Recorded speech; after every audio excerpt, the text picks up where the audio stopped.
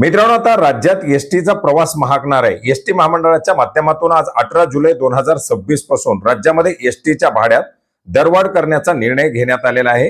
महाराष्ट्र राज्य मार्ग परिवहन महामंडळ अर्थात एसटी महामंडळाच्या माध्यमातून डिझेल दरवाढीसह इतर काही कारण देत एसटी प्रवासामध्ये 13.56% वाढ करण्याचा निर्णय घेण्यात आलेला आहे। या भाड्यामध्ये आता 13.56%ची वाढ करण्यात आलेली आहे।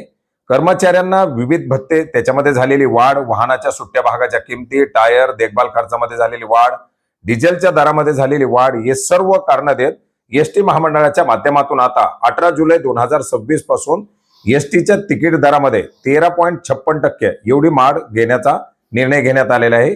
यापूर्वी लागू करण्यात आलेली साध्या बसेसवरील 10% हंगामी भाडेवाढ ही देखील रद्द करण्यात आल्यामुळे मोठ्या प्रमाणात एसटी महामंडळावरती आर्थिक ताण पडत असल्याचं कारण सांगून आता एसटी महामंडळाच्या माध्यमातून ही एक मोठी तिकीट वाढ जाहीर करण्यात आलेली आहे। मित्रांनो, एसटी महामंडळाने प्रवासी भाडेवाढ करण्याचा निर्णय घेतल्यामुळे प्रवाशांना तिकिटासाठी अधिकचे पैसे मोजावे लागणार आहेत आणि आधीच महागाईच्या झळा सोसत असलेल्या सर्वसामान्य नागरिकांना आता हा 13.56% तिकीट दरवाढीचा आणखीन एक मोठा फटका या ठिकाणी बसणार आहे। आता या पार्श्वभूमीवरती नागरिकांमध्ये मोठ्या प्रमाणात रोष निर्माण होईल आणि या पार्श्वभूमीवरती हा निर्णय कायम ठेवला जातोय की हा निर्णय मागे घेतला जातोय हे देखील पाहण्यासारखं असणार आहे।